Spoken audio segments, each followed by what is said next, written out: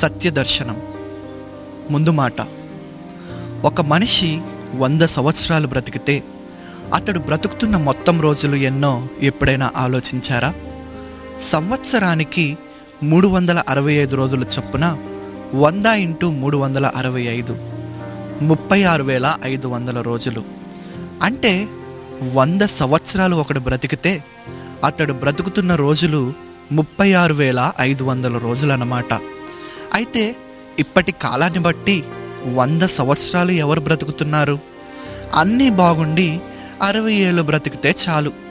ఆ తర్వాత బ్రతికిన వాళ్ళు తిట్టి వీళ్ళు కొట్టి ఏ పని చేసుకోలేక నానా యాతన పడాలి. కాబట్టి 60 ఏళ్ళు చాలనుకుందాం.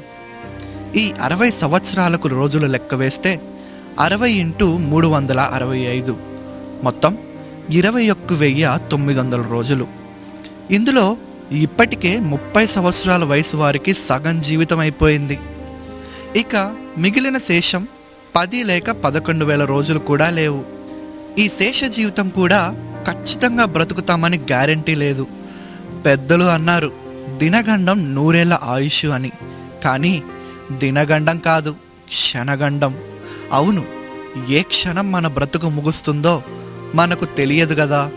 ఇదంతా ఎందుకు చెప్పానంటే జీవితం ఎంత చిన్నదో అర్థం చేసుకోవడానికి. కనీసం 30,000 రోజులు కూడా బ్రతకని ఈ మనిషి ఇక్కడే స్థిరంగా ఉండాలని ఎన్ని ఆలోచనలు చేస్తాడో, ఎంత తపన పడతాడో.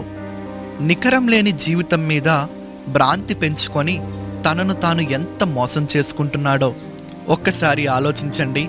సత్యాన్వేషకులుగా దయచేసి కొంత సమయమైనా వెచ్చించి ఈ సందేశాన్ని సావధానంగా విని ఆలోచించి స్పష్టంగా ఒక నిర్ణయానికి రండి.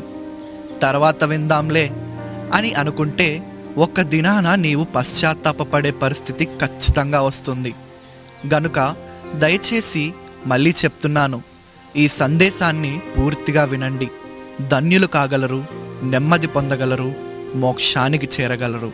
ప్రేమతో మీ శ్రేయోభిలాషి.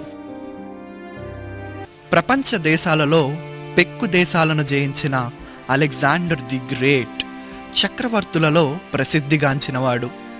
ఘోరమైన యుద్ధాలు జరిగించి రక్తపాతాన్ని సృష్టించి ఎంతోమంది ప్రాణాలను తీసి రాజ్య విస్తరణ జరిగించాడు.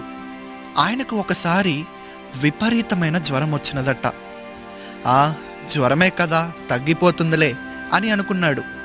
కానీ చూస్తూ ఉండగా ఆ జ్వరం ఎక్కువై తీవ్ర రూపం దాల్చి భయంకరమైన విషజ్వరంగా మారింది. వైద్యులు ఎంత ప్రయత్నించి ఎన్ని రకాల వైద్యాలు చేసినా అది అంతకంతకు ఎక్కువైంది, కానీ తగ్గలేదు. చివరకు ఆయన మరణావస్థకు చేరుకున్నాడు. ఆయన మరణించేదానికి ముందు తన దగ్గరున్న వారికి ఓ సంగతి చెప్పాడట. నేను చనిపోతున్నాను. నేను చనిపోయిన తర్వాత నా శవాన్ని మోయడానికి ఒక శవపేటిక చేయిస్తారు కదా అని అడిగాడట. అందుకు వారు తప్పదు కదయ్యా అన్నారట. అప్పుడు ఆయన ఇలా అన్నాడు, నా కోసం చేయించే శవపేటికకు కుడి ఎడమల నా చేతులను శవపేటికలో నుంచి బయటకు తీయనట్లు ఆ శవపేటికకు 2 రంధ్రాలు చేసి నా శరీరమంతా దానిలో ఉంచి నా 2 చేతులు ఆ రంధ్రాలలో నుండి బయటకు లాగండి. అదేవిధంగా నాకు వైద్యం చేసి కాపాడలేకపోయిన వైద్యులు నా శవపేటికను మోయాలి. అలాగే నా శవపేటికకు ముందు వెనుక వైద్యులను నడవమని చెప్పండి అన్నాడు. దేవుడు ఒక వ్యక్తికి బ్రతికే అవకాశం ఇవ్వకపోతే తాను బ్రతుకుటకు తాను చేసే ప్రయత్నాలు, వైద్యశాస్త్రం చేసే ప్రయోగాలు ఏవి తనకు ప్రయోజనం కలిగించవు అనే దానికి వారు సాక్ష్యంగా ఉంటారు. ఎందుకంటే నేను అలెగ్జాండర్ ది గ్రేట్ ప్రపంచమంతటిని జయించి భూమి మొత్తాన్ని, రాజ్యాలన్నింటినీ నా కైవసం చేసుకుందామనుకున్నాను. ఎంతోమంది ప్రాణాలను బలి తీసుకొని చాలా వరకు అది సాధించి కనీసం 5 సంవత్సరాలు కూడా దానిని అనుభవించకుండా చిన్న వయసులో 33 సంవత్సరాల లోపే నా బ్రతుకుని ముగించాల్సి వస్తుంది. ప్రపంచం మొత్తాన్ని నా వశంలో ఉంచగలిగాను, కానీ నా ప్రాణాలు మాత్రం నా వశంలో కాక దేవుని వశంలో ఉన్నాయని అర్థమైంది. కనుక నా బ్రతుకు ద్వారా ప్రజలకు ఎట్టి సందేశం ఇవ్వలేదు. కనీసం నా చావులోనైనా నా ప్రజలకు ఒక సందేశాన్ని ఇవ్వాలి అనిపించింది. నాలాగే ఈ లోకాన్ని జయించాలి, సంపాదించాలి, అనుభవించాలి అని అనుకునే అమాయకపు వ్యక్తులకు నా ఖాళీ చేతుల ద్వారా ఈ సత్యాన్ని చెప్పాలి. అదేమిటంటే, నేను నా తల్లి గర్భం నుండి ఈ లోకంలోనికి ఖాళీ చేతులతో వచ్చి రాత్రింబవళ్ళు నిద్రాహారాలు మాని అహర్నిశలు శ్రమించి దేశాలను జయించి సుఖం సంతోషం అనేది లేకుండా విస్తారంగా సంపాదించాను. కానీ ఊహించని రీతిలో చాలా చిన్న వయసులో అర్ధాంతరంగా నా బ్రతుకు ముగించి ఈ విధంగా సంపాదించినవేమీ తీసుకోకుండా ఇలా ఖాళీ చేతులతో వెళ్ళిపోతున్నాను. ఎంతటి వారి గతైనా ఇంతే అని చెప్పి కన్ను మూశాడట. నిజమే. ఈ సంగతి పరిశీలన చేస్తే చక్రవర్తులు, రాజులు, ప్రధానులు, ముఖ్యమంత్రులు, సినిమా యాక్టర్లు, పేరు మోసిన డాక్టర్లు, ఇలా ఈ లోకంలో గొప్పవారిగా చరిత్ర పుటలలోకెక్కిన అనేక మంది అగ్నిలో కాలి బూడిదగాను, మరికొందరు మట్టిలో మట్టిగాను కలిసిపోయారు, పోతున్నారు.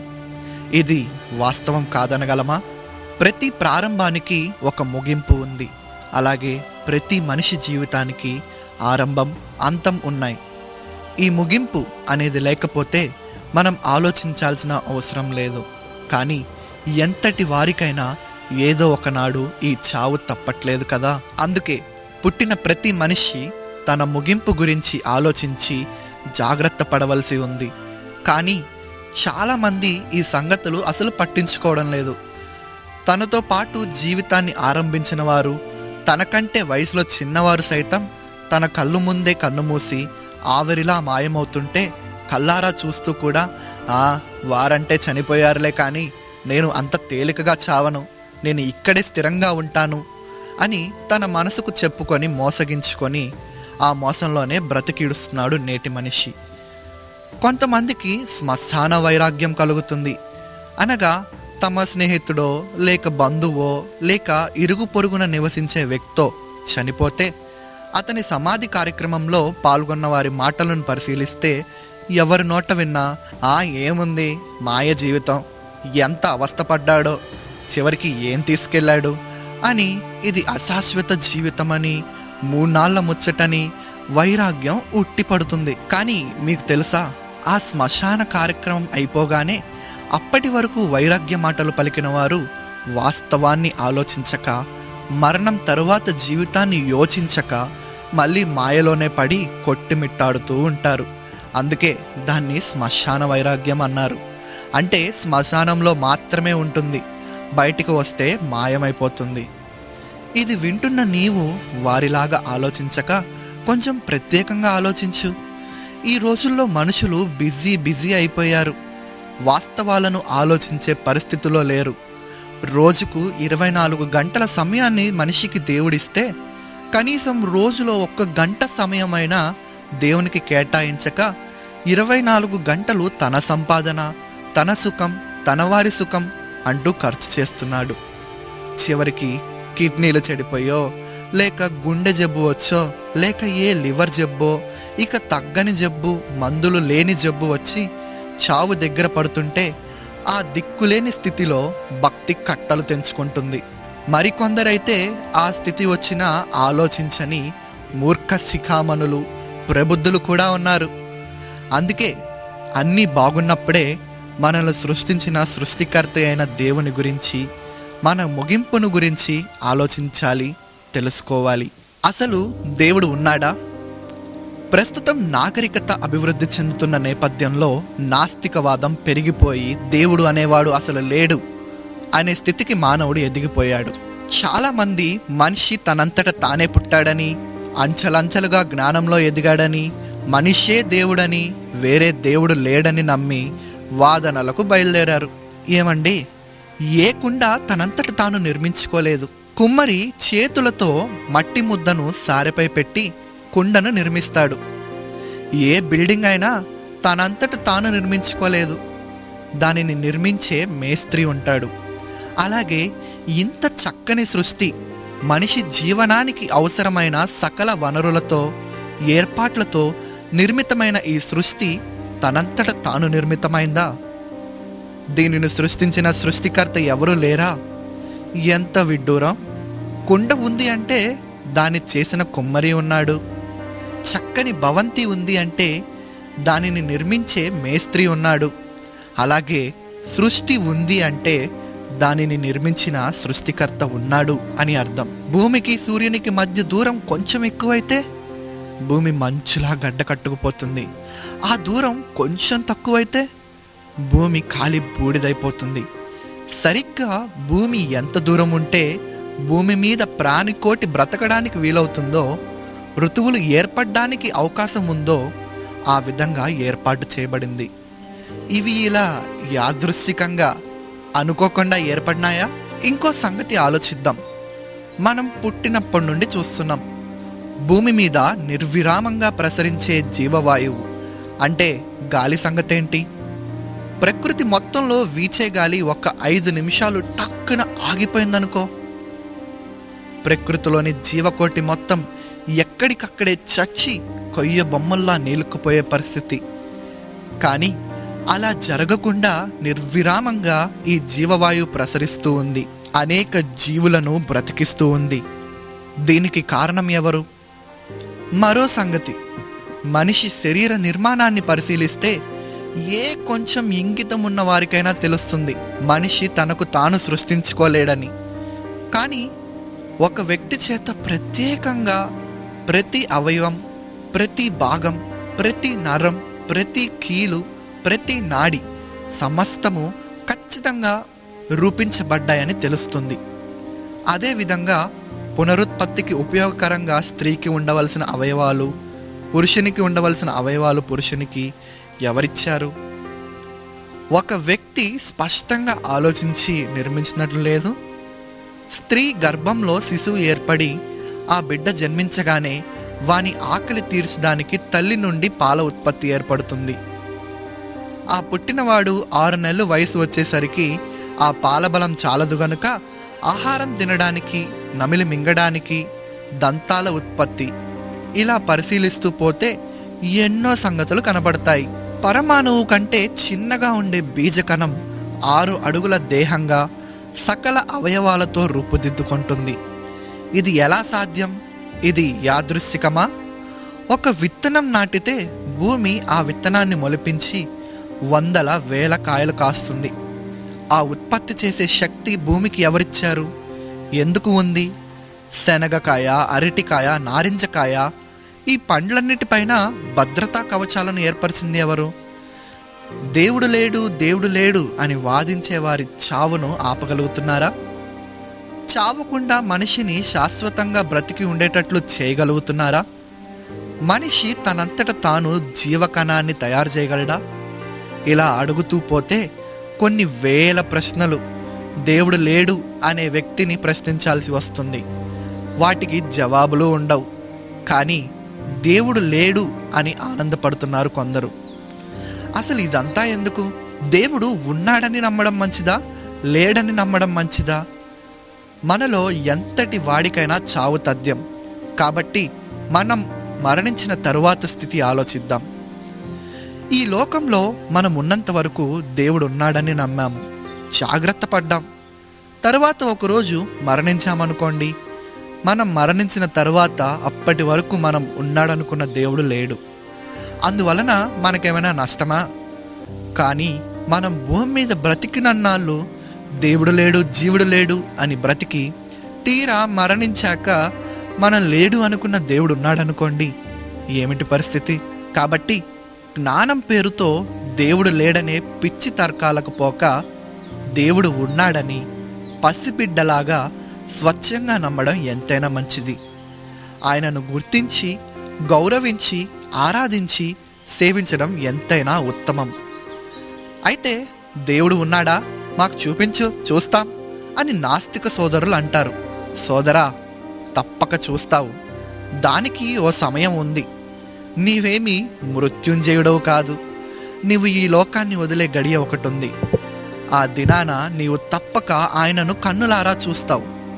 ఆ దినాన ఆయన లేడు అని ప్రజలు నమ్మించడానికి నీ మేధాశక్తినంతా దారపోసి నీవు చేసిన ప్రచారాలు, ఉపదేశాలు, రచనలు అన్నీ గుర్తు చేసుకొని గడగడ వణికే రోజు వస్తుంది. కనుక ముందుగానే జాగ్రత్త పడమని హెచ్చరిస్తున్నాను. మనిషి మరణం తరువాత ఏం జరుగుతుంది? మరణం తరువాత పరిస్థితి గురించి మత గ్రంథాలు రకరకాల వివరణలు ఇచ్చాయి. వాటిని పరిశీలించి ఒక మంచి అభిప్రాయానికి మనం రావాల్సి ఉంది. మనిషి శరీరం చనిపోయిన తర్వాత ఆత్మ బ్రతికే ఉంటుంది అని దాదాపు అన్ని మత గ్రంథాలు సాక్ష్యమిచ్చాయి. అయితే ఈ ఆత్మ ఏమవుతుంది అనే దాని విషయంలో ఒక్కొక్కటి ఒక్కో వివరణ ఇచ్చాయి. ఇక్కడే మనం కొంచెం పరిశీలించాలి. మన హైందవ గ్రంథాలలో మనిషి చనిపోయిన తర్వాత ఆత్మ మళ్ళీ మరో శరీరంలో ప్రవేశించి మరో జీవిగా జన్మిస్తుంది అని ఒక వాదన. దీనితో పాటు మనిషి చనిపోగానే ఆత్మ దేవుని వద్దకు వెళ్ళి తీర్పు ఎదుర్కొంటుంది. అక్కడ దోషిగా తేలితే నరకానికి వెళుతుంది, నిర్దోషిగా తేలితే మోక్షానికి వెళ్తుంది అని రెండవ వాదన. ఈ రెండింటిని పరిశీలిస్తే రెండవ వాదన సమంజసం అనిపిస్తుంది.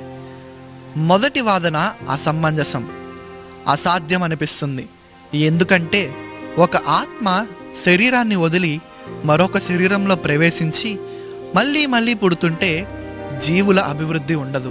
ఉదాహరణకు దేవుడు తన సృష్టిలో మొదట 1000 మందిని చేశాడనుకో. శరీరం చనిపోయాక అవే ఆత్మలు జన్మిస్తాయి గనుక ఆ 1000 సంఖ్య పెరగకూడదు. ఎందుకంటే ఆ ఆత్మలే కదా మళ్ళీ మళ్ళీ పుడుతున్నాయి. మరి పరిస్థితి అలా ఉందా? ప్రారంభంలో కొద్ది మందిగా ఉన్న ఈ ప్రపంచ జనాభా రాను రాను విపరీతంగా పెరగడం చూస్తున్నాం. ఆ ప్రారంభంలోని ఆత్మలే మళ్ళీ మళ్ళీ పుడితే సంఖ్య పెరగడం అసలు సాధ్యం కాదు. పైగా అలా మళ్ళీ మళ్ళీ పుట్టించడం వలన దేవుడికి వనగూరే ప్రయోజనం కూడా ఏమీ లేదు. ఇక రెండవ వాదనకొస్తే దీనితో దాదాపు ఇతర మత గ్రంథాలన్నీ మన గ్రంథంతో ఏకీభవించాయి. అదేమిటంటే మనిషి మరణించిన తర్వాత ఆత్మ తీర్పుకు గురవుతుంది, అంతేగాని మళ్ళీ జన్మించడం లేదు. ఆ తీర్పులో తాను చేసిన పాప పుణ్య కర్మ ఫలితాన్ని తరువాత జీవితమంతా అనుభవిస్తుంది. ఇలా చేయడం వల్ల దేవుని కార్యానికి ఒక అర్థం కూడా ఉంటుంది. ఎందుకంటే ఈ తీర్పు వలన పాపాత్ములు శిక్ష అనుభవించడం, నీతిమంతులు యుగ యుగాల నిత్య ఆనందంలోనికి ప్రవేశించడం జరిగిపోతాయి. ఇలాగే జరుగుతుందని ఎందుకు అనుకోవాలి? నీవేమైనా చూసి వచ్చావా అని కొంతమంది నన్ను ప్రశ్నిస్తారని నాకు తెలుసు. అయితే ఈ సంగతి కూడా కొంచెం జాగ్రత్తగా ఆలోచించాలి. మరణం తరువాత దేవుని తీర్పు, నరక శిక్ష ఉందని నమ్మడం మంచిదా, లేదు అని నమ్మడం మంచిదా? పెద్దలు చెప్పారు, కీడెంచి మేలెంచు అని. అంటే మొదట నెగిటివ్గా ఆలోచించాలి, తరువాత పాజిటివ్గా ఆలోచించాలి. మనం దేవుని తీర్పు, నరక శిక్ష ఉన్నవని నమ్మి జాగ్రత్తలు తీసుకున్నాం. తీరా మనం చనిపోయాక చూస్తే అవి లేవు. దాని వలన మనకు ఏమైనా నష్టం కలుగుతుందా? కలుగదే. కానీ ఇవన్నీ మూఢనమ్మకాలని కొట్టిపారేసి మన ఇష్టం వచ్చినట్లుగా బ్రతికి చనిపోయిన తరువాత మనం లేవు అనుకున్న తీర్పు, నరకం ఉంటే అప్పుడు మన గతేమిటి? విఘ్నులు ఒక్కసారి ఆలోచించండి. ఇక ఆ సమయంలో మనకు దిద్దుకునే అవకాశం ఉంటుందా? ఉండదు. అందుకే దీపం ఉన్నప్పుడే ఇల్లు చక్కబెట్టుకోవాలి అన్న చందంగా నేడు అను సమయం ఉండగానే మనం వాటి గురించి ఆలోచించి జాగ్రత్త పడడమే జ్ఞానం అనిపించుకుంటుంది. కానీ అవి ఒట్టివేనని త్రోసివేయడం మూర్ఖత్వమే అవుతుంది. ఒక ఆత్మను దేవుడు నరకానికి ఎందుకు పంపుతాడు? భూమి మీద జీవించిన కాలంలో మనిషి చేసిన పాప కర్మలను బట్టి మానవుని ఆత్మను దేవుడు నరకానికి పంపుతాడు. ఇంతకీ అసలు పాపం అంటే ఏమిటి? దేవుడు ఏది చెయ్యవద్దు అని చెప్పాడో అది చెయ్యడమే పాపం. ఏది చెయ్యమని చెప్పాడో అది చెయ్యకపోవడం కూడా పాపమే. ఇప్పుడు మనం మనుషుల జీవితాన్ని చూస్తే 100 మందిలో ఒక్కడు కూడా దేవుణ్ణి గౌరవించడం లేదు. పూర్తిగా ప్రతి దినం ఏదో సందర్భంలో మాట ద్వారానో, క్రియ ద్వారానో, తలంపు ద్వారానో, నడతలోనో, పడకలోనో ఏదో ఒక విధంగా దేవునికి వ్యతిరేకమైన పనులు చేస్తూనే ఉన్నాడు. ఏ పాపం చేయని వ్యక్తి ఒక్కడు కూడా ఈ భూమి మీద లేడు. ఇంకా చెప్పాలంటే మనిషి జన్మతహా కూడా పాపే. ఎందుకంటే పుట్టే ప్రతి బిడ్డకి తండ్రి నుండి వారసత్వంగా వ్యాధి ఎలా సంక్రమిస్తుందో అలాగే పాపపు స్వభావం కూడా సంక్రమిస్తుంది. అంటే పుట్టుకతోనే స్వభావ సిద్ధంగా పాపంతో పుడుతున్నాం. కనుకనే చిన్న ప్రాయం నుంచే పాపపు ఆలోచనలు అలవాట్లతో పెరుగుతున్నాం. జన్మతః కర్మన అందరూ పాపులుగా ఉన్నారు గనుక మరి ఈ లెక్కన చూస్తే మనుషులందరూ నరక శిక్షకి వెళ్లాల్సిందేనా? ఖచ్చితంగా. ఎందుకనగా పాపాదవశ్యం మరణం ప్రయాతి, పాపాదవశ్యం నరకం ప్రయాతి అంటున్నది మన ఆర్య ధర్మశాస్త్రం. పాపాత్మునకి మరణం నరకం తప్పవు. మరి ఈ పాపం నుండి నరకం నుండి బయటపడే మార్గం ఏది? ఈ పాపం నుండి విడుదల పొందడానికి మతాలు మత గ్రంథాలు చెప్పిన మార్గములేమిటి?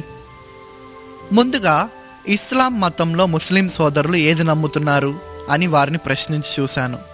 నేను వారిని, అయ్యా, మనిషి జన్మతః పాపి, కర్మల్లో కూడా పాపం చేస్తున్నాడు, ఆ పాపానికి ఘోర నరక శిక్ష ఉన్నదని మత గ్రంథాలు ముక్త కంఠంతో సాక్ష్యమిస్తున్నాయి. మరి మీరు నమ్ముతున్న ఇస్లాం మత ధర్మంలో పాపం నుండి బయటపడి నరకాన్ని తప్పించుకోవాలి అంటే ఏం చెయ్యాలి అని అడిగాను. అందుకు వారేది నమ్ముతున్నారో అది చెప్పారు.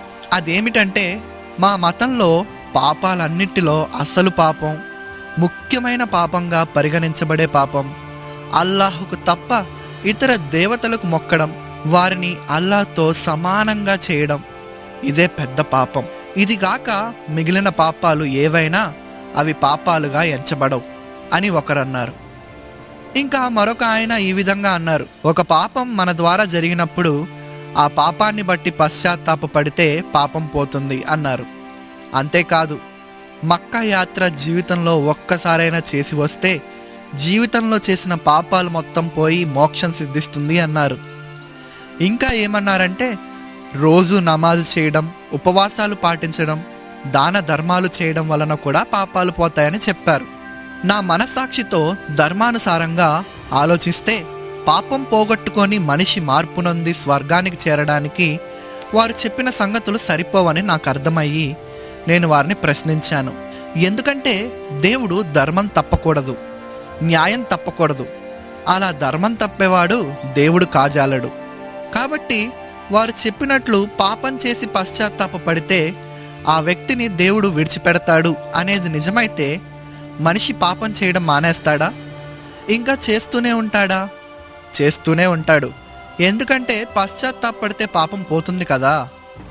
అందుకనే మరలా నేను ఈ విధంగా అడిగాను, అయ్యా, నేను ఒక వ్యక్తిని హత్య చేశాను, అతని కుటుంబం నాశనమైంది.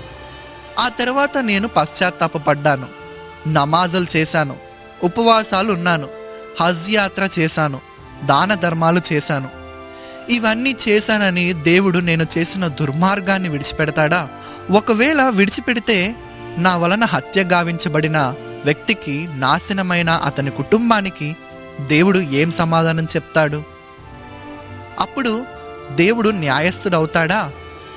మరి న్యాయం ఏమిటి? తప్పు చేసిన వాడిని శిక్షించడమే న్యాయం. ఈ సంగతి ముస్లిం సోదరులు ఆలోచించడం లేదు. ఇలానే పాపాలు పోతాయని గట్టిగా నమ్ముతున్నారు. ఇది వింటున్న మీరు ఆలోచించండి, వారు నమ్ముతున్నది సమంజసమేనా? ఇక నేను పుట్టి పెరిగిన హిందూ మతంలో పాపాలు పోవాలంటే ఏం చేయాలి అని అన్వేషించాను. హైందవ పురాణాల్లో ఒక విధంగాను, వేదాలలో మరొక విధంగాను పాపాల నుండి విడుదల కలిగే మార్గాన్ని సూచించారు. ముఖ్యంగా 100కి 99 మంది హిందూ సోదరులు నమ్ముతున్నది ఏమిటంటే, మనం చేసిన పాపాలకు ప్రతిగా స్వామివారికి ఏదో ఒక అర్పణ ఇస్తే మనం చేసిన పాపాలన్నీ పోయి మనకు మోక్షం సిద్ధిస్తుంది అని. అందుకే ఆకుపూజ, బిల్వార్చన, తైలాభిషేకం, పాలాభిషేకం, పుష్పాభిషేకం, నెయ్యాభిషేకం, కోటి దీపార్చన, సహస్రార్చన, కుంకుమార్చన, కుంకాభిషేకం, పుష్కర స్నానం, పుణ్యనదీ స్నానం, గోదానం, భూదానం, జపం, తపం, వ్రతం, మండల దీక్ష, మాలధారణ, నిలువు దోపిడీలు, తలనీలాలు, అగరబత్తీలు, కొబ్బరి టెంకాయలు, మంగళహారతులు ఇవన్నీ అర్పిస్తున్నారు. అయితే ఇక్కడ మరో ప్రశ్న కలుగుతుంది. అదేమిటంటే, తప్పు చేసిన వారిని శిక్షించడం న్యాయమా? వారి దగ్గర ప్రతిఫలాన్ని తీసుకొని విడిచిపెట్టడం న్యాయమా? నిజంగా మనం ఇచ్చే అర్పణలు దేవుడు తీసుకుంటున్నాడా? పాపం చేసి మనం ఇచ్చే అర్పణలను దేవుడు తీసుకొని మనల్ని విడిచిపెడితే దేవుడు మన పాపంలో పాలిభాగస్థుడవుతాడు కానీ న్యాయాధికారి ధర్మవంతుడు ఎలా అవుతాడు? ఒకవేళ దేవుడు మనం ఇచ్చేవి తీసుకొని మన పాపాన్ని వదిలేసేది నిజమే అయితే పాపం చేసేవాడు మానుకుంటాడా? ఇంకా 4 చేస్తాడా? కాబట్టి ఈ విషయంలో మనవారు చేస్తున్నది సరి అయినది కాదు. 100కి 100% దేవుడు మనం ఇచ్చే అర్పణలను తీసుకోడు. అవి ఆయనకు చెల్లవు. జ్ఞానం కలిగిన వారు నేను చెప్పే సంగతులు ఆలోచిస్తారు, జ్ఞానం లేనివారు ఆవేశపడతారు. అయితే హైందవ గ్రంథాలలోనే వేద గ్రంథాలలో కొన్ని బ్రాహ్మణాలలో ఆర్య ఋషులు మరొక వాదన వినిపించారు. అదేమిటంటే పాపోహం పాపకర్మాణం పాపాత్మ పాప సంభవ త్రాహిమాం కృపయా దేవ శరణాగత వత్సల అన్యదా శరణం నాస్తి త్వమేవ శరణం మమ.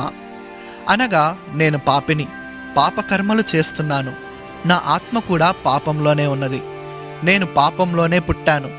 ఓ కృపగల దేవా, వాత్సల్యం చూపువాడా, నా పాపముల నుండి బయటపడడం, వాటిని వదిలించుకోవడం నాకు చేత కాదు. నీవే ఏదైనా దారి చూపిస్తే తప్ప నాకు దిక్కు లేదు అని అర్థం. అనగా మనిషి చేసే పాపకర్మలు తొలగిపోయి శిక్షను తప్పించుకోవాలి అంటే దేవుడే ఏదైనా దారి చూపాలి తప్ప మానవుడు తనంతట తాను పాపాన్ని తొలగించుకోలేడు. ఈ మాటతో క్రైస్తవ విశ్వాసం కూడా ఏకీభవిస్తుంది. అసలు క్రైస్తవులు నమ్ముతున్నది ఏమిటి? పాపం చేసిన మానవుడు శిక్ష పొందుటే న్యాయము అని బైబిల్లో ధర్మశాస్త్రం ప్రకటించింది. ఇక్కడే ఒక చిక్కు సమస్య ఉంది. సృష్టికర్త అయిన దేవుడు, ఆయన మన అందరికీ తండ్రి, అదే సమయంలో న్యాయాధిపతి కూడా. ఇప్పుడు మన విషయమై తండ్రిలా ఆలోచించాడనుకో, మన పాపాల్ని విడిచిపెడతాడు, అప్పుడు మనం సంతోషిస్తాం. కానీ న్యాయం దేవుని ప్రశ్నిస్తుంది, నిలదీస్తుంది. ఎందుకంటే దేవుడు న్యాయాన్ని గౌరవించాల్సిందే, లోబడాల్సిందే. అలాగని న్యాయాన్ని గౌరవించి మనల్ని శిక్షిస్తే న్యాయం సంతోషిస్తుంది, కానీ మనం దేవుణ్ణి నిలదీసే అవకాశం ఉంటుంది. అది ఏమనగా, తండ్రి నీవు భవిష్యత్ జ్ఞానివి కదా, మమ్మల్ని సృష్టించక మునుపే మేము ఎలాంటి వారమో ఏమవుతామో నీకు తెలియదా?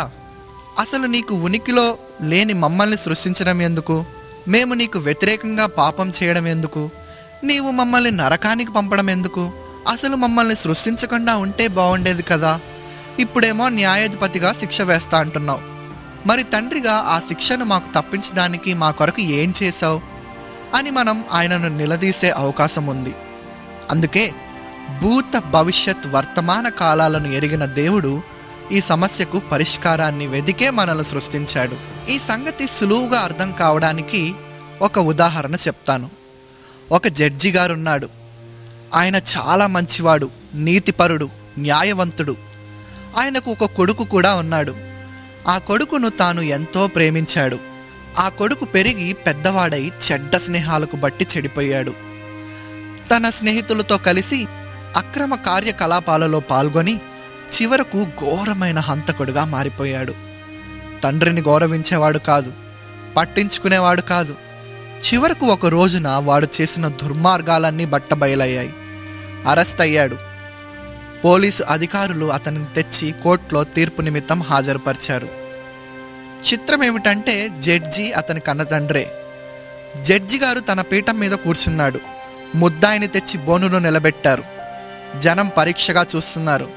ఎందుకంటే బోనులో నిలబడింది ఆయన కన్న కొడుకు గనుక ఎలాంటి తీర్పు ఇస్తాడు అని. వాదోపవాదనలు అయ్యాయి. అతడు చేసిన నేరాలు, వాటి తాలూకు ఆధారాలు అన్నీ జడ్జి గారు ముందుంచారు. పరిశీలించాడు. ఈ నేరాలన్నీ నీవు చేసినట్లుగా అంగీకరిస్తున్నావా అని ప్రశ్నించాడు జడ్జి గారు. అవునన్నట్లు తల ఊపి తలదించుకున్నాడు ముద్దాయి. జడ్జి గారు తీర్పు ప్రకటించారు. ముద్దాయి చేసిన నేరాలన్నీ ధృవీకరించబడినందున ముద్దాయి ఈ నేరాలన్నీ తానే చేశానని అంగీకరించినందుకు ఇతనికి ఐపీసీ 302 ప్రకారం ఉరిశిక్ష విధిస్తున్నాను.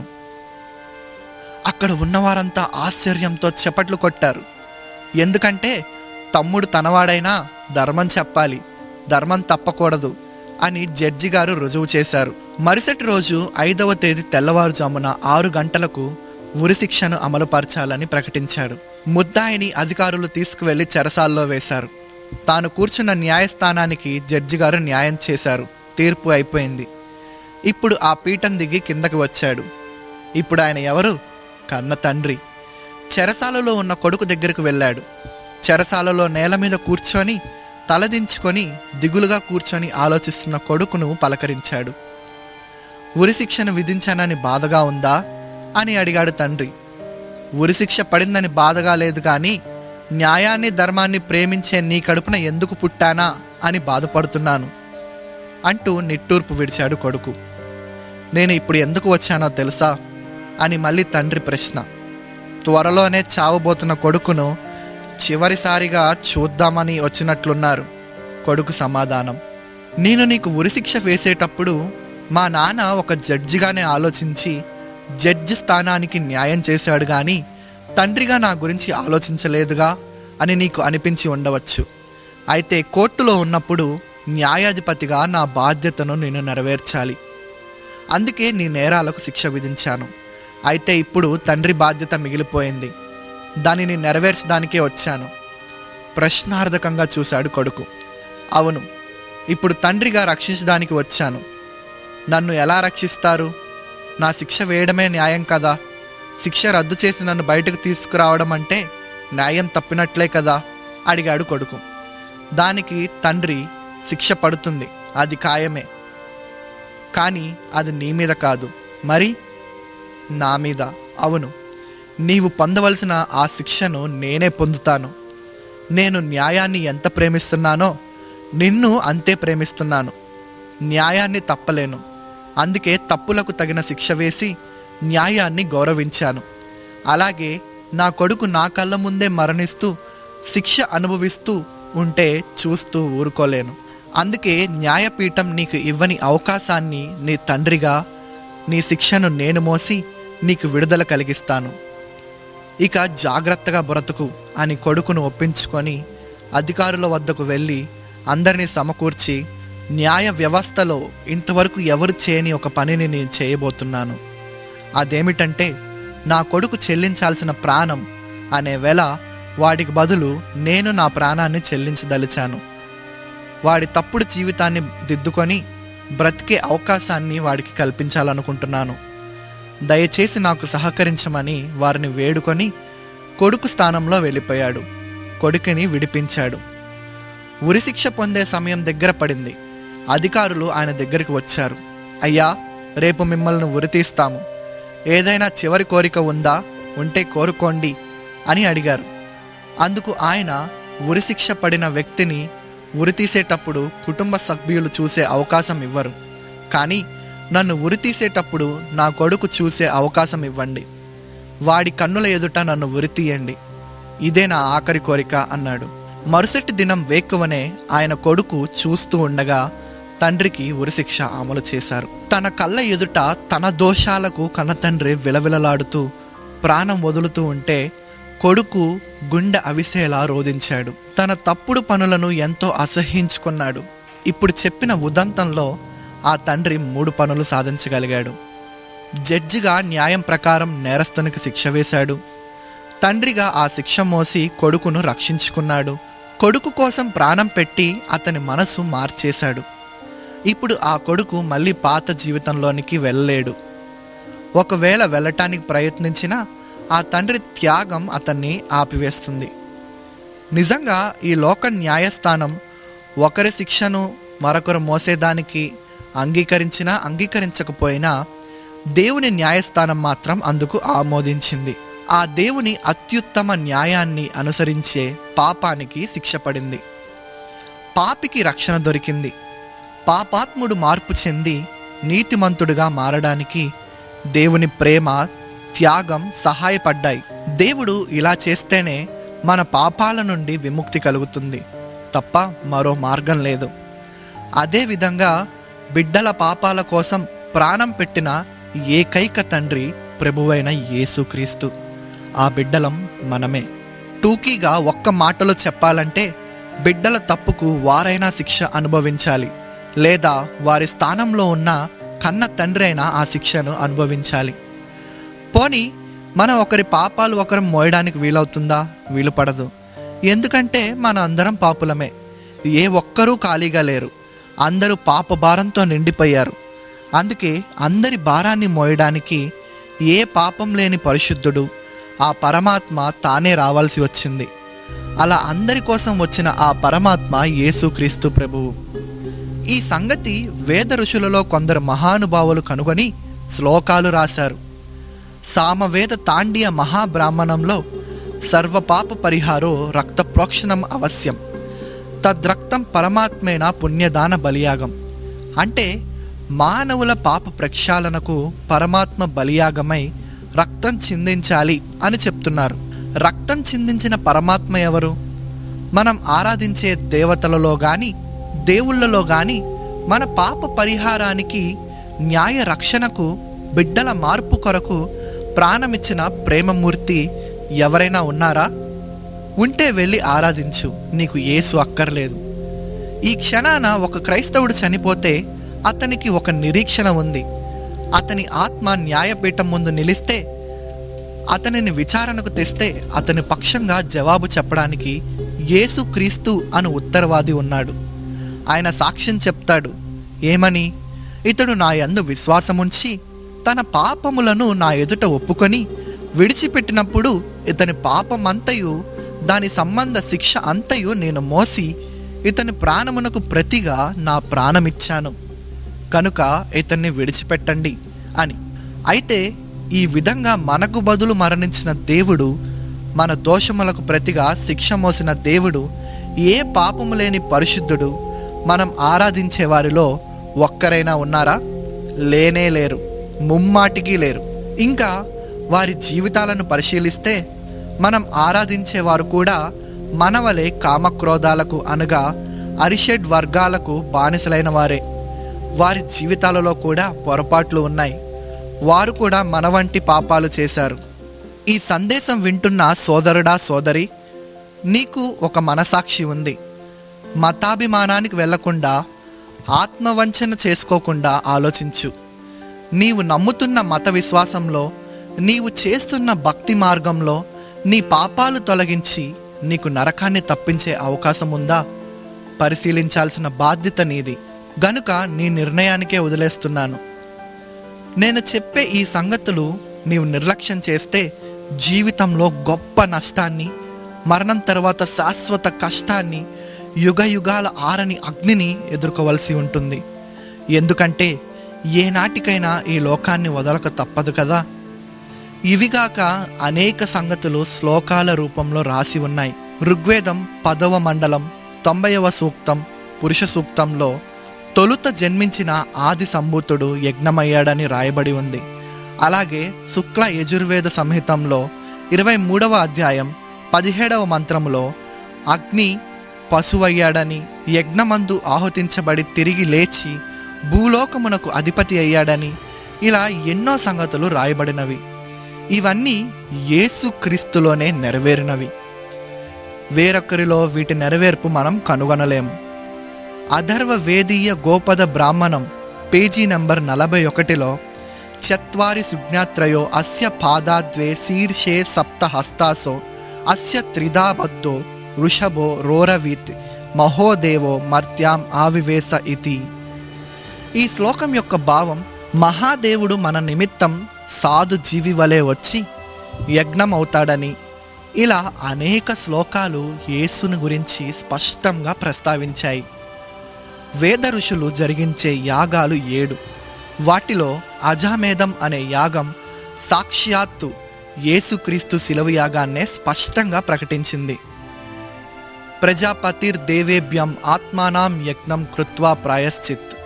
భావం, పుడమి పాప భారాన్ని తొలగించుటకు ప్రజాపతి అయిన దేవుడే యజ్ఞమై ప్రాయశ్చిత్తం చేయాలట. ఇంతేగాక భవిష్య పురాణం ప్రతిసర్గ పర్వంలో ఇలా ఉంది. హిమగిరి శిఖరం మీద ఒకనాడు శాలివాహనుడు వెళ్ళాడు. అక్కడ తెల్లని వస్త్రములు ధరించి దగదగా మెరిసిపోతున్న ఒక మహాపురుషుడు కనిపించాడు. శాలివాహనుడు ఆయనని, మహానుభావుడా, నీవెవరు అని ప్రశ్నించాడు. అప్పుడు ఆయన, నేను కో భవానితి తం ప్రాహ శోభో వాచముధాన్వితం ఈశపుత్రం చమాన్విద్ది కుమారి గర్భ సంభవం మ్లేశ్చ ధర్మస్య వక్తారం మసేహుహం సమాగతః అహం ఏషా మసీహ నామ అని బదులిచ్చాడు. నేను దైవ కుమారుడను, భూమి మీద కన్య గర్భాన పుట్టబోతున్నాను, సత్యవ్రత స్థితుడను, యేసు క్రీస్తు అని నామమును ధరిస్తాను అని తెలిపాడు. అంతేగాక స్వామి వివేకానందుల వారి సైతం యేసుక్రీస్తును గురించి ప్రత్యేక సాక్ష్యం ఇచ్చారు. ప్రబోధ రత్నాకం అనే గ్రంథంలో మొదటి పేజీలోను 2వ పేజీలోను యేసును గురించిన స్పష్టమైన 3 సంగతులు మాట్లాడారు. మొదటిది, పరమపితను మనం తెలుసుకొనజాలము, పరమపుత్రుని మాత్రమే తెలుసుకొనగలం. మానవ రూపంలో క్రీస్తు ద్వారా మాత్రమే పరమపితను గాంచగలం. క్రీస్తు ద్వారా మాత్రమే అంటే ఇంకొకరి ద్వారా, ఎవరి ద్వారా కూడా పరమపితను గాంచలేమని అర్థం. రెండవది, క్రీస్తు లోకుల పాపాన్ని హరిస్తున్నాడు. మానవుల పాపాన్ని హరించుటకు, వాటిని భరించుటకు యేసు తప్ప వేరే మార్గం లేదు. మూడవది, యేసులో ఎలాంటి అపరిపూర్ణత లేదు అని అన్నారు వివేకానందుల వారు. యేసులో అపరిపూర్ణత లేదు అంటే మిగిలిన వాళ్ళల్లో ఇంతవరకు మనం సేవించిన వారు అందరూ అపరిపూర్ణులేనన్నమాట. నిజమే, వారి జీవితాలను మనం చదివితే మనకు కూడా అంతే అనిపిస్తుంది. ఇలాంటి బోలెడన్ని సంగతులు మహనీయులు వేదాలలోనూ ఇతర గ్రంథాలలోనూ రాశారు. గనుక నా ప్రియమైన సోదరి సోదరీమణులారా, యేసు ప్రభు ఎవరనుకుంటున్నారు? నీకు తెలుసా? నీవు నీ అసలు సృష్టికర్తను హేళన చేస్తున్నావని, యేసు 2 కులాల దేవుడని అపోహపడి తక్కువగా ఆలోచిస్తున్నావు. తెల్లోళ్ళ దేవుడని ఎద్దేవా చేస్తున్నావు. అంతేకాకుండా వేద ఋషులు గణపరిచిన మహనీయుడను నీవు తృణీకరిస్తున్నావు. యేసుక్రీస్తు తెల్లవాళ్ళ దేవుడు కాడు, నల్లవాళ్ళ దేవుడు కాదు. యేసుక్రీస్తు అందరికీ ప్రభువు. ఇకనైనా ఆలోచించి మారు మనసు పొంది ప్రభువైన యేసునందు విశ్వాసముంచు. అప్పుడు నీవును నీ ఇంటివారును రక్షణ పొందుతారు. చివరిగా మీకు మరికొంత సమాచారం కోసం సృష్టికర్త అయిన దేవుని లక్షణాలు మరియు బైబిల్ లేఖన ఆధారాలు మీ ముందుంచుతున్నాను. సృష్టికర్త అయిన దేవుని లక్షణాలు: తానొక్కడే సృష్టి స్థితి లయకారుడై ఉండాలి. ప్రకటన 1:18 నేను మొదటివాడను కడపటివాడను. రెండవది, ఏ పాపము లేని పరిశుద్ధుడై ఉండాలి. 1 పేతురు 2:22 ఆయన పాపము చేయలేదు, ఆయన నోటను ఏ కపటము కనబడలేదు. 3 నీతి న్యాయం ధర్మం తప్పనివాడై ఉండాలి. ప్రకటన 15:3 ప్రభువా, నీ మార్గములు న్యాయములను సత్యములనై ఉన్నవి. కీర్తనలు 89:14 నీతి న్యాయములు నీ సింహాసనమునకు ఆధారములు. 4 పాపాత్ముడైన మానవుణ్ణి నాశనం చేయడం కాదు గాని వాని పాపాల నుండి బయటపడే దారి చూపగలిగేవాడై ఉండాలి. ప్రకటన 1:6 మనలను ప్రేమించుచు తన రక్తము వలన మన పాపముల నుండి మనలను విడిపించినాడు. 5 కామ క్రోధ లోభ మోహ మద మాశ్చర్యాలైన అరిషడ్ వర్గాలను జయించిన వాడై ఉండాలి. ప్రకటన 4:8 భూత వర్తమాన భవిష్యత్ కాలములలో ఉండు సర్వాధికారియగు దేవుడు ప్రభువు పరిశుద్ధుడు పరిశుద్ధుడు పరిశుద్ధుడని మానక రాత్రింబవళ్ళు చెప్పుచుండెను. 6 ఈ సృష్టి ఆరంభాన్ని, గమనాన్ని, అంతాన్ని కూడా చెప్పగలిగి ఉండాలి. ప్రకటన 1:8 వర్తమాన భూత భవిష్యత్ కాలములలో ఉండువాడను నేనే. 7 లోకంలో ఎవ్వరు చూపలేనంత ప్రేమ చూపగలిగిన వాడై ఉండాలి. ఎఫెసీ 3:19 జ్ఞానమునకు మించిన క్రీస్తు ప్రేమను తెలుసుకొనుటకు తగిన శక్తి గలవారు కావాలననియు ప్రార్థించుచున్నాను. 8 ప్రతిఫలాన్ని ఆపేక్షించని వాడై ఉండాలి. అపోస్తల కార్యములు 17:25 ఆయన అందరికీ జీవమును ఊపిరిని సమస్తమును దయచేయవాడు గనుక తనను ఏదైనా కొదువుయున్నట్టు మనుషుల చేతిలో సేవింపబడువాడు కాదు. 9 మనుషులందరూ అనుసరించడానికి మాదిరి అయి ఉండాలి. 1 పేతురు 2:21 మీరు తన అడుగు జాడల యందు నడుచుకున్నట్లు మీకు మాదిరి ఉంచిపోయెను. 10 జాతి కుల ప్రాంతీయ వర్గ భేదాలు లేకుండా అందరినీ సమానంగా ప్రేమించే కన్న తండ్రి అయి ఉండాలి. అపోస్తుల కార్యము 10వ అధ్యాయము 34 నుంచి 36. దేవుడు పక్షపాతి కాడని నిజముగా గ్రహించి ఉన్నాను. ప్రతి జనములోనూ ఆయనకు బాధపడి నీతిగా నడుచుకునే వానిని ఆయన అంగీకరించును. యేసుక్రీస్తు అందరికీ ప్రభువు. 11. శిక్షించుటలో గాక క్షమించుటలో, ప్రేమించుటలో, రక్షించుటలో సంతోషించేవాడై ఉండాలి. యోహాను 8:1-11. అందుకు యేసు, నేనును నీకు శిక్ష విధింపను, నీవు వెళ్ళి ఇక పాపము చేయకుమని ఆమెతో చెప్పెను. 12. అత్యంత తగ్గింపు గలవాడై ఉండాలి. ఫిలిప్పీ 2:5-8. క్రీస్తు యేసుకు కలిగిన ఈ మనస్సు మీరును కలిగి ఉండుడి. ఆయన ఆకారమందు మనుష్యుడిగా కనపడి మరణము పొందునంతగా, అనగా శిలువ మరణము పొందునంతగా విధేయత చూపినవాడై తన్ను తాను తగ్గించుకొనెను. 13. మరణాన్ని జయించిన వాడై ఉండాలి. 1 కొరింథీ 15:3-4. లేఖనముల ప్రకారము ఆయన 3వ దినమున తిరిగి లేచెను. మీరు విన్న లక్షణాలు కలిగిన దేవుడు మీరు నమ్ముతున్న మతంలో లేక మార్గంలో ఉన్నారో లేదో పరిశీలించుకోండి. నేను అన్వేషించిన నా అన్వేషణలో ఈ కొలతలన్నీ కలిగిన వ్యక్తి ఒకే ఒక్కడు కనిపించాడు. ఆయనే ప్రభువైన యేసుక్రీస్తు. ఈ లేఖనాలన్నీ యేసే నిజమైన దేవుడని, పాప భారముతో నశించిపోతున్న మానవాళిని రక్షించడానికి వచ్చిన లోక రక్షకుడని, మన పాపముల కొరకు ప్రాణమిచ్చిన త్యాగమూర్తి అని, మరణాన్ని జయించి తిరిగి లేచిన ఏకైక వ్యక్తి అని తేటపరుస్తున్నాయి. కన్న తల్లి ఒడికి దూరమైన పసిబిడ్డకు మనం ఏమిచ్చి ఓదార్చి చూసినా తన దుఃఖము నుండి విడుదల పొందలేడు, ప్రశాంతంగా ఉండలేడు. చివరికి ఒక కన్నతల్లి ఒడికి చేరితేనే ఆ బిడ్డ దుఃఖము నుండి విడుదల పొంది ప్రశాంతత పొందుతుంది. అలాగే కన్న తల్లి వంటి అసలు సృష్టికర్తని వదిలిపెట్టి ఎంతమందికి భక్తి చేసినా నీ దుఃఖము నుండి విముక్తి పొంది మనశ్శాంతి అనుభవించలేవు. నీకు కన్న తల్లి లాంటి సృష్టికర్త ఆ యేసే. యేసు రోగికి ఆరోగ్యం, మనశ్శాంతికి శాంతి, ఆత్మకు రక్షణ ఇవ్వగల ఏకైక దేవుడు. ఈ 3 మత విశ్వాసాలను నేను మీ ముందుంచాను. వీటిలో ఎవరి విశ్వాసం సరి అయినదిగా ఉందో పరిశీలించండి. విఘ్నులు దయచేసి ఆలోచించి చెప్పబడిన ఈ సంగతులను పరిగణలోనికి తీసుకొని ఏది సరైందో గుర్తించి ఒక నిర్ణయానికి రండి. సత్య మార్గాన్ని అనుసరించి నరకాన్ని తప్పించుకోండి. సృష్టికర్త మరియు రక్షకుడైన యేసుని గురించి ఇంకా తెలుసుకోవాలి అంటే బైబిల్ గ్రంథాన్ని చదవండి. ఈ సందేశాన్ని విని ఇతరులకు పరిచయం చేయడం ద్వారా మీ జీవితంలో ఒక మంచి పనిని చేసిన వారు అవుతారు. దైవాశిస్సులు.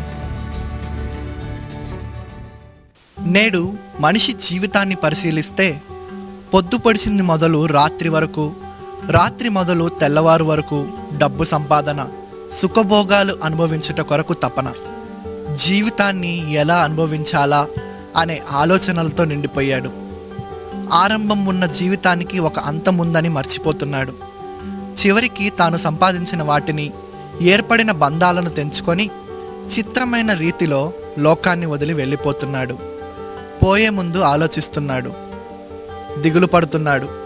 అన్నీ బాగున్నప్పుడు సృష్టికర్త అయిన దేవుని గురించి, ఆయన ఎవరు, నన్నెందుకు ఈ లోకంలో పుట్టించాడు, నాకు మరణమే ముగింపా లేక మరణం తర్వాత కూడా జీవితం ఉందా మొదలైన ప్రశ్నలు వేసుకోవడం లేదు. ఆఖరికి దేవుని ఆలయానికి వెళ్ళినా తాత్కాలికమైన ఈ చిన్న జీవితాన్ని గురించిన ఆశలు, కోరికలే తప్ప శాశ్వత జీవితానికి సంబంధించిన ఆలోచన లేదు. ఎవరినైనా ప్రశ్నించు, బిజీ బిజీ బిజీ. రోజుకు 24 గంటలైతే దేవుని కనీసం 1 గంట కూడా అన్వేషించే పరిస్థితి లేదు. గంట ఏం కర్మ, పట్టుమని 10 నిమిషాలు కూడా వెచ్చించలేని స్థితిలో నేడు మనిషి బ్రతుకుతున్నాడు.